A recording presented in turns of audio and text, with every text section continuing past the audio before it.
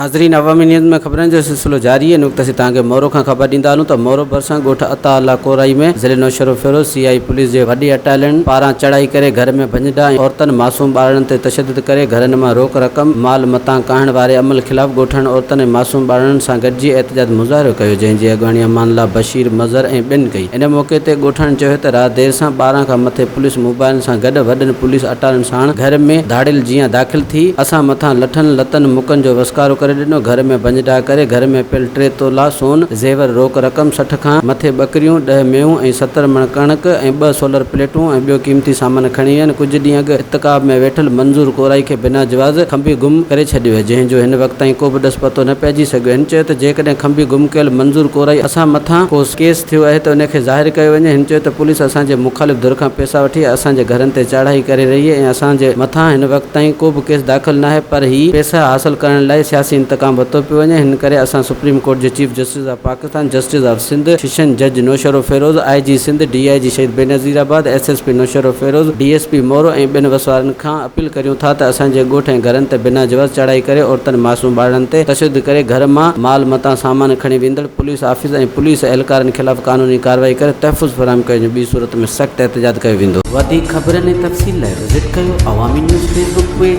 YouTube page ऐं अवामी news website.